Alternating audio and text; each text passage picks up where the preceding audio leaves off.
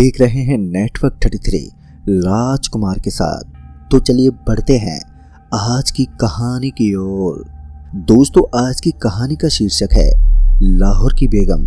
आज की इस कहानी के शीर्षक से आप समझ ही गए होंगे कि आज नेटवर्क 33 की यह हॉरर स्टोरी सरहद के उस पार की है, जहां पर भूत पिशाच का नहीं बल्कि उन शक्तियों की हुकूमत चलती है जिन्हें जिन्न या फिर जिन्नात कहा जाता है। तो चलिए बढ़ते हैं आज की कहानी की ओर। लेकिन दोस्तों, आगे बढ़ने से पहले अगर आप नेटवर्क 33 पर नए हैं तो चैनल को सब्सक्राइब करके बेल आइकन का बटन ज़रूर दबा दें। साथ ही अगर आपको स्टोरी पसंद आए तो वीडियो को लाइक शेयर करना ना भूलें। तो चलिए करते हैं आज की कहानी की शुरुआत। दोस्तों, मेरी बहन हलीमा का निकाह खदीजा के बड़े बेटे बसीर से हुआ। चूंकि ये रिश्ता हमारी फूफी लेकर आई थी तो ऐसे में हमने किसी भी तरह की मालूमात नहीं की, क्योंकि अब्बू के इंतकाल के बाद फूफी ही थी जो हमारे साथ खड़ी रही। अगर वो नहीं होती तो हम भूखे मारे जाते। खुदा के फजल और फूफी के मेहर के बदौलत अम्मी हम दोनों भाई बहन की परवरिश कर पाई। और जब हलीमा का निकाह बसीर के साथ हुआ तो अम्मी की सबसे बड़ी जिम्मेदारी खत्म हो गई। मैं भी दीदी के निकाह से बहुत खुश था। बसीर, जो अब मेरे जीजू बन गए थे, वो भी बड़े नेक दिल थे। साथ ही लाखों करोड़ों की मिल्कियत के मालिक भी थे वो। ऐसे में लगा कि हमारे हालात भी पहले से बेहतर हो जाएंगे, और हुआ भी कुछ ऐसा ही। बसीर जीजू हमारे लिए कुछ ना कुछ करते ही रहते। पर जब निकाह के चंद रोज के भीतर जीजू के मामू जान का इंतकाल हो गया तो ना जाने क्यों अम्मी छाती पीट पीट कर रोने लगी। उस रोज मैं समझ नहीं पाया कि अम्मी भला जीजू के मामू के इंतकाल का शोक क्यों मना रही थी। पर जब अचानक ही बसीर जीजू ने हमारे यहाँ पर आना जाना बंद कर दिया तो अम्मी ने मुझे आपा का हालचाल पूछने के लिए उनके घर भेजा। और जब मैं जीजू के घर पहुँचा तो जीजू की अम्मी खदीजा ने बड़ी ही बेरुखी से दरवाजे के बाहर से ये कहकर लौटा दिया कि दीदी और जीजू बाहर गए हुए हैं और वो कुछ दिनों के बाद लौटेंगे। उस वक्त मैं दरवाजे से ही लौट तो आया, पर जिलालत के एहसास के साथ, जिस पे जैसे घर लौटते ही मैं अम्मी से झुंझुलाते हुए बोला, मुझे दोबारा जीजू के घर जाने के लिए मत कहना। मेरे ऐसे लहजे से अम्मी समझ गईं कि कुछ मसला हो गया है। पर इसके बावजूद अम्मी ने उस वक्त मुझसे कुछ नहीं पूछा और मेरे गुस्से के नरम पड़ने का इंतजार करने लगी। जीजू की अम्मी खदीजा का चेहरा मेरे आंखों के सामने घूमे जा रहा था। खैर, सूरज के ढलते ढलते मेरा मिजाज शांत हो चुका था, और जब अम्मी को भी इस बात का एहसास हो गया तो उन्होंने बड़े प्यार से पूछा, अच्छा क्या बात हो गई जो तू जीजू से इतना खफा हो गया कि उनके घर जाना भी तुझे गवारा नहीं है। अम्मी के ये पूछते ही मेरा गुस्सा एक बार फिर से गर्मा गया और मैंने अम्मी को बड़े ही गुस्से से बोला, जीजू की अम्मी खदीजा ने बड़ा ही गंदा सलूक किया और मेरे मुंह पर यह कहकर दरवाज़ा मारा कि दीदी और जीजू कुछ दिनों के लिए बाहर गए हुए हैं।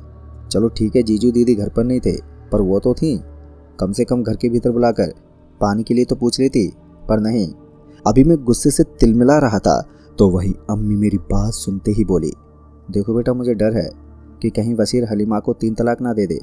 अम्मी के ये कहते ही मैं एकदम से खामोश हो गया और अम्मी से बोला, ये क्या कह रही हैं अम्मी, भला जीजू दीदी को तलाक क्यों देंगे? मेरे इस सवाल का जवाब अम्मी ने उस वक्त तो नहीं दिया, पर इतना कहा, खुदा करे कि ऐसा ना हो। फिर उसी रात अचानक ही हमारे घर के दरवाजे पर दस्तक हुई, और जब अम्मी ने दरवाज़ा खोला तो 2 लोग सामने खड़े हुए नजर आए। अम्मी के दरवाज़ा खोलते ही उस आदमी ने बोला, खदीजा बेगम ने आप सभी को बुलाया है। उसके ये कहते ही अम्मी और मैं उसी वक्त उनके साथ निकल गए। फिर जब अम्मी और मैं उनके घर पहुंचे तो जीजू की अम्मी खदीजा ने कहा, देखो तुम्हारी बेटी हलीमा पर जिनका साया है। हमने बहुत कोशिश की हलीमा को जिन से आज़ाद कराने की, पर हम अब तक नाकामयाब रहे। अभी जीजू की अम्मी खदीजा अम्मी को हलीमा दीदी के हाल बता ही रही थी कि अम्मी ने खदीजा को बीच में टोकते बोला, अच्छा कहाँ पर है मेरी बेटी? अम्मी के पूछते ही खदीजा ने हमें अपने पीछे आने को बोला। फिर जब अम्मी और मैं उनके पीछे चलते चलते हवेली के पिछले हिस्से में पहुंचे, जहां पर बहुत सारे पालतू जानवर खूंटों से बंधे हुए थे, और उन्हीं खूंटों से मेरी बहन हलीमा भी बंधी हुई थी, जिसे देखते ही अम्मी चीखते हुए दीदी की तरफ दौड़ी। पर इससे पहले अम्मी दीदी के करीब पहुंच पाती कि तभी उनके लोगों ने उन्हें वहीं रोक लिया और धकेलते हुए पीछे ले आए। फिर इसी बीच बशीर जीजू भी वहां पर आ पहुंचे। इससे पहले हम कुछ बोलते कि जीजू ने अम्मी का हाथ थामते हुए कहा, अम्मी एक बार हलीमा को गौर से तो देखो और बताओ कि वो सच में हलीमा है या सिर्फ हलीमा के जिस्म में कोई और। जीजू के ये कहते ही जब मैंने दीदी को गौर से देखा तो मैंने पाया कि दीदी काफी बदल गई है। वो किसी जानवर की तरह बर्ताव कर रही थी। उनके गले और पैर मोटे लोहे की जंजीरों से बंधे हुए थे जिन्हें वो तोड़ने की कोशिश कर रही थी। साथ ही उनका पेट काफी फूला हुआ था। अब ये सब देखकर मुझे यकीन हो गया कि जीजू की अम्मी खदीजा जो कह रही थी वो सच ही था। पर वहीं मेरी अम्मी को सिर्फ उनकी बेटी ही नजर आ रही थी। वो हर सूरत में हलीमा को अपने साथ घर ले जाना चाहती थी, जिसके चलते बशीर जीजू ने गुस्से में 3 बार तलाक बोल दिया। 3 बार तलाक कहने के बाद बशीर जीजू ने अम्मी से कहा, आप अपनी बेटी को जहाँ ले जाना चाहती हैं आप ले जाइए, अब मेरा आपसे कोई रिश्ता नहीं है। ये बोलकर जीजू तो वहाँ से चले गए और उनके वहाँ से जाते ही उनकी अम्मी खदीजा और वो लोग जिन्होंने अम्मी को पकड़ा हुआ था वो भी चले गए। पर अभी अम्मी को इस बात से कोई फर्क ही नहीं पड़ा कि दीदी को तलाक दे दिया गया है। वो उन सभी के वहाँ से जाते ही अम्मी सीधे आपा के पास गई और उससे लिपट कर रोने लगी। पर हलीमा आपा जो किसी वहशी जानवर की तरह बर्ताव कर रही थी, अम्मी के करीब आते ही उन्हें सूंघने लगी। उन्हें अम्मी को सूंघता देख मुझे चिंता होने लगी कि कहीं वो अम्मी को कुछ कर ना दे। अभी मैं दूर खड़ा उन्हें देख ही रहा था कि तभी अचानक ही हलीमा आपा नॉर्मल हो गई और वो भी अम्मी से लिपट कर रोने लगी। अम्मी ने आपा को चुप करवाया और फिर उन्हें उन जंजीरों से आज़ाद कर दिया जो हलीमा आपा के गले और पैरों से बंधे थे और अपने साथ लेकर चल पड़ी। और उनके निकलते ही मैं भी उनके पीछे पीछे चल पड़ा। मेरी अभी भी हिम्मत नहीं हो रही थी हलीमा आपा के करीब जाने की। खैर मैं उनके पीछे पीछे चलता रहा और फिर जब हम घर पहुंचे तो अम्मी ने मुझे फौरन ही फूफी को बुलाने के लिए बोला। लिहाजा मैं उसी वक्त फूफी के घर के लिए निकल गया। पर रह रहकर मुझे अम्मी की चिंता हो रही थी। मुझे अभी भी डर था कि हलीमा आपा अम्मी को नुकसान न पहुंचा दे। खैर मैं दौड़ता हुआ फूफी के घर पहुंचा और जैसे ही फूफी ने मेरे आवाज़ देते ही उन्होंने दरवाज़ा खोला तो वैसे ही मैं उन्हें फौरन ही अपने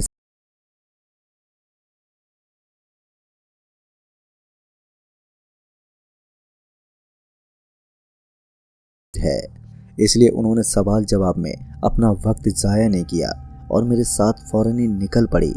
पूरे रास्ते फूफी और मैं सिर्फ तेज कदमों से बढ़ते रहे। फिर मैं फूफी को लेकर घर पहुंचा तो मैंने पाया कि घर का दरवाज़ा खुला पड़ा है। फिर जब हम घर में दाखिल हुए तो मैंने पाया कि अंदर सब कुछ बिखरा हुआ है। और तो और जब मैंने दीवार और फर्श पर खून के निशान देखे तो मेरा दिल कांप गया।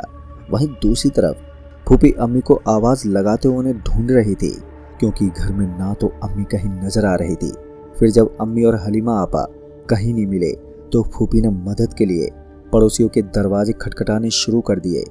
फूफी को अब तक पता नहीं था कि असल मसला क्या है। उन्हें तो यही लग रहा था कि घर में लूटमार हुई है। फूफी की मदद मांगने पर कुछ पड़ोसी आए भी और अम्मी को ढूंढने लगे। वहीं मुझे समझ में नहीं आ रहा था कि मैं क्या करूं, अम्मी को कहाँ ढूंढूं। फिर जब मैंने फूफी को बशीर जीजू के घर जो हुआ वो सब बताया तो फूफी मुझ पर बरसते बोली, इतनी बड़ी बात हो गई और तू मुझे अब बता रहा है। फूफी के मुझ पर बरसने के बाद वो कहीं पर चली गई और मैं भी अम्मी को ढूंढने में लग गया। अम्मी को ढूंढते ढूंढते काफ़ी रात गुजर गई पर उनका कोई पता नहीं चला। पड़ोसी जो अम्मी को ढूंढने में लगे थे वो सब भी थक हार के घर लौट आए। अब तक पूरे मोहल्ले में बात फैल चुकी थी। काफ़ी लोग घर के बाहर जमा हो गए थे। पर जब मेरी नज़र बशीर जीजू पर पड़ी तो मैं उनके पास दौड़ कर गया और उनसे लिपट कर रोने लगा। मुझे रोता देख वो बोले, देख मेरी ही गलती है, मुझे अम्मी को हलीमा के साथ नहीं जाने देना चाहिए था। पर तुम चिंता मत करो, मैंने कुछ सोचा है, बस ये दिन डूबने दो। बशीर जीजू के वापस आने और बात सुनकर मुझे लगा कि अब सब कुछ ठीक हो जाएगा। पर बशीर जीजू का क्या प्लान था ये भी अब तक उन्होंने साफ नहीं किया था। खैर धीरे धीरे वो सभी लोग जो घर के बाहर जमा थे अब वो सब भी चले गए। और जैसी रात ने करवट ली बशीर जीजू ने कहा, देखो बरकुरदार, अब ये मसला बेहद गंभीर हो गया है। हो सकता है हम आखिरी बार हलीमा और अम्मी को ना बचा पाए, पर आखिरी मर्तबा हम कोशिश ज़रूर करेंगे।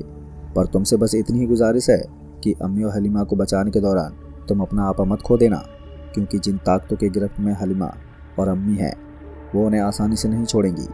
मैं समझ गया था कि बसीर जीजू का इशारा किस ओर है, इसलिए मैंने उनसे सिर्फ इतना ही कहा, मैं हर हालात के लिए तैयार हूँ।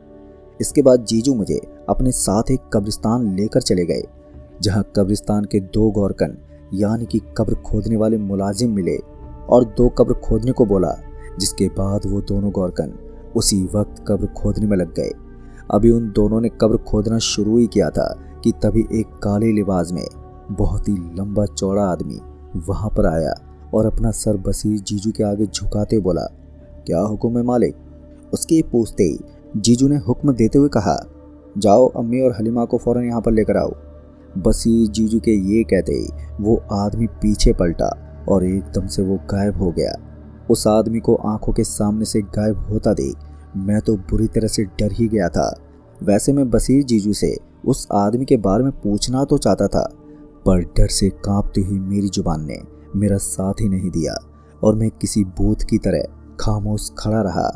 उधर वो दोनों गौरकन बड़ी ही तेजी से कब्र खोदने में लगे रहे।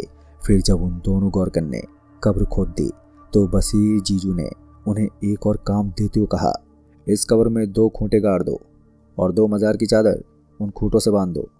जीजू के ये कहते ही पहले उन दोनों गौरकन ने एक दूसरे का मुंह देखा, पर वो दोनों ये बोलकर वहां से चले गए कि बस खूंटों और चादर का इंतजाम करने जा रहे हैं। उन दोनों गौरकन के जाने के बाद मैं तो वैसे ही खामोश खड़ा रहा, पर बसीर जीजू रह रहकर किसी से बात करने लगते, जबकि उस कब्रिस्तान में सिर्फ मेरे और जीजू के अलावा कोई भी मौजूद नहीं था।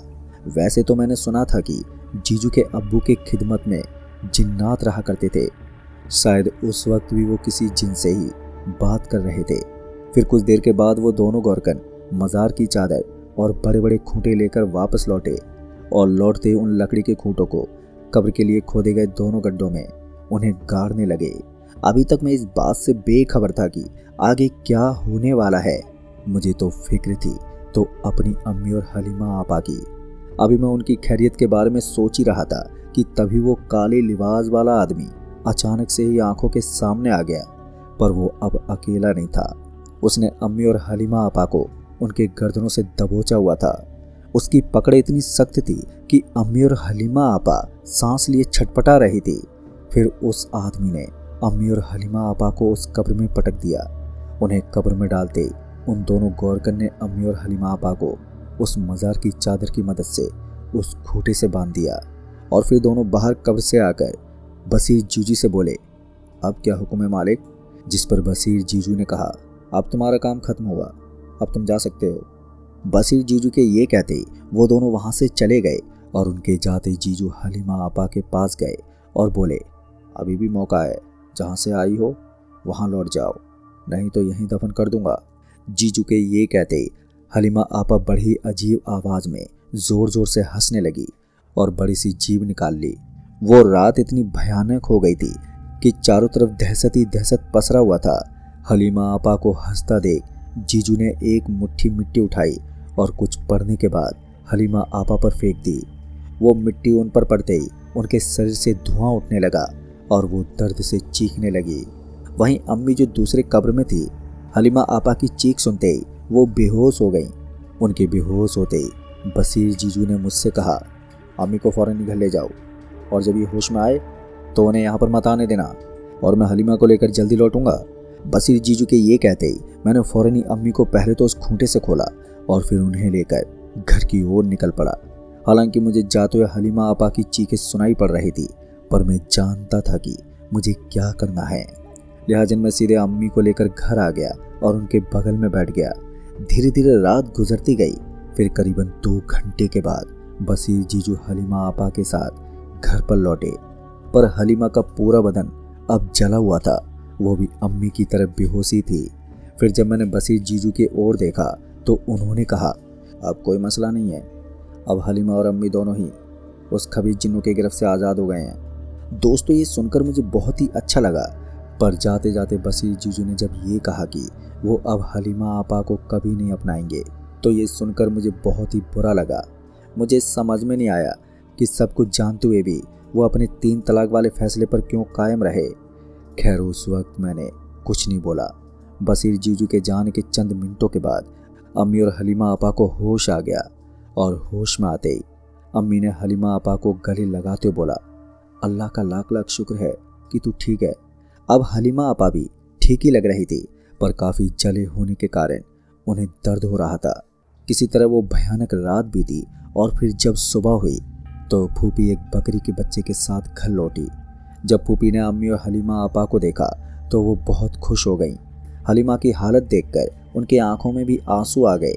फिर जब उन्होंने बोला कि हलीमा के साथ जो कुछ भी हुआ वो सब उसकी सास खदीजा का किया धरा है, तो पहले तो मुझे लगा कि फूफी ऐसे ही गुस्से में कह रही हैं। पर जब उसी रात उन्होंने उस बकरी के बच्चे के पेट पर उसकी सास खदीजा का नाम लिखकर चीरा लगाया तो वो बकरी खदीजा की आवाज़ में बोल पड़ी और वहाँ से उसी आवाज़ में भाग गई। फिर अगली सुबह हमें खबर मिली कि खदीजा मर गई है। वैसे तो मैं उन्हें देखने उनके घर पर नहीं गया, मुझे बसीर जीजू के लिए बहुत बुरा ज़रूर लगा। खैर इस घटना के कुछ महीनों के बाद हलीमा आपा के सारे जख्म भर गए, पर उनकी मानसिक हालत बिगड़ गई। वो अब रातों को कहीं भी निकल जाया करती थी।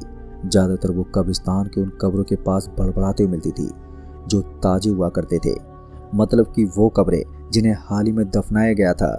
फिर एक बार जब उन्हें हम ऐसे ही कब्रिस्तान से पकड़कर घर ला रहे थे तो उन कब्रों से आवाज़ आई, लाहौर की कब्रिस्तान की बेगम को कहाँ पर ले जा रहे हो? वो यहीं की है, इसे कहीं पर मत लेकर जाओ। उस रात में एक मर्तबा फिर से डरा, पर उस रात कुछ हुआ नहीं। पर हलीमा आपा का कब्रिस्तान जाने का सिलसिला थमा नहीं। हम कुछ भी करते वो पता नहीं कैसे हर रात कब्रिस्तान पहुंची जाती और सुबह खुद ही घर पर लौट आती, जिस वजह से फिर हमने भी हलीमा आपा के पीछे जाना छोड़ दिया। और फिर कुछ सालों के बाद जब वो एक रात घर से निकली तो फिर वो नहीं लौटी। हलीमा आपा के गायब होने के बाद अम्मी बीमार रहने लगी और फिर कुछ महीनों के बाद वो भी अल्लाह को प्यारी हो गई और मैं अनाथ, जिसके बाद मैं फूफी के साथ रहने लगा। पर आज सब कुछ ठीक है, लेकिन अम्मी की याद आती है और हलीमा आपा का भी कुछ नहीं पता कि वो जिंदा भी हैं कि नहीं। तो दोस्तों इस कहानी में बस इतना ही। कहानी आपको पसंद आई हो तो वीडियो को लाइक शेयर कमेंट ज़रूर कर दें। तो मैं आपका दोस्त राजकुमार जल्द ही मिलूँगा ऐसी एक और डरावनी भूतिया घटना के साथ। तब तक के लिए बाय एंड टेक केयर।